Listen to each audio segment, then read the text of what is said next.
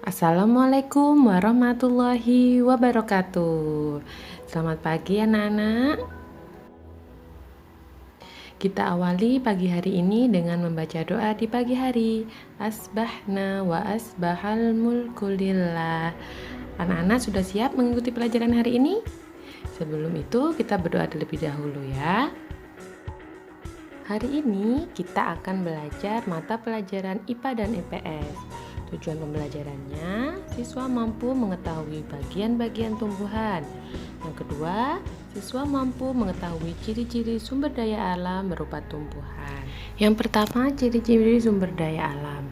Salah satu contoh sumber daya alam itu adalah tanaman. Tanaman ada yang tumbuh dengan baik di dataran tinggi dan di dataran rendah. Nah, berikut contoh tanaman yang hidup di dataran tinggi dan dataran rendah. Contohnya ada tanaman padi.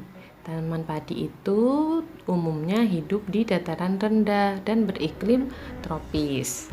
Tanah yang cocok adalah tanah yang mengandung banyak humus dan padi itu tumbuh dengan memerlukan banyak air. Kemudian tanaman teh. Tanaman teh umumnya tumbuh di dataran tinggi yang tropis, subtropis dengan curah hujan yang cukup tinggi. Kebalikan dari padi, tanaman ini tidak begitu membutuhkan banyak air.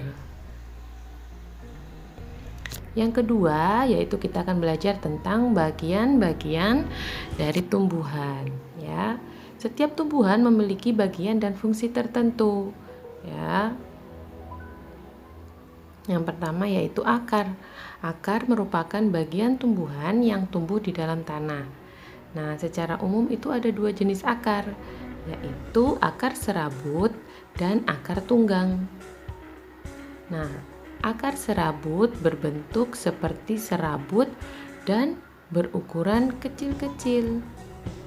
Sedangkan akar tunggang adalah akar yang terdiri dari satu akar besar dan akar yang lainnya merupakan cabang dari akar utama. Fungsi akar yaitu menyerap air dan zat hara dari tanah, menguatkan berdirinya tumbuhan, dan untuk menyimpan cadangan makanan. Ada beberapa bentuk akar pada tumbuhan, misalnya yang pertama, akar gantung keluar pada pohon beringin. Kemudian, akar napas pada pohon bakau api. Dan akar tunjang pada pohon pandan. Bagian tumbuhan yang kedua yaitu batang. Batang berfungsi untuk menyalurkan air dan zat hara ke seluruh tumbuhan, tempat tumbuhnya daun, dan menyimpan cadangan makanan. Nah, macam-macam batang. Yang pertama yaitu ada batang berkayu dan juga batang basah seperti daun seledri. Kemudian bagian yang ketiga yaitu daun.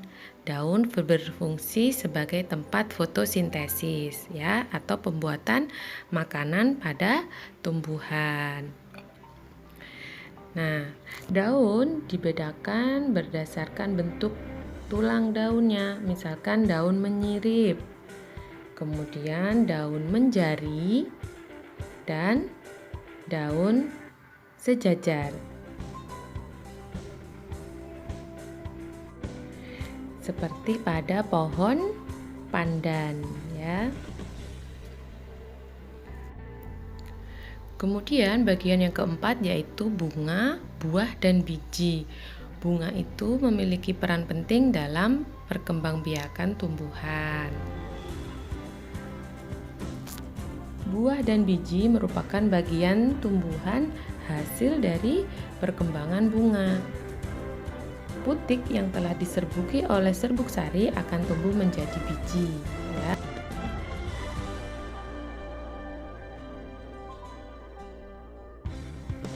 Berikut adalah bagian-bagian dari bunga.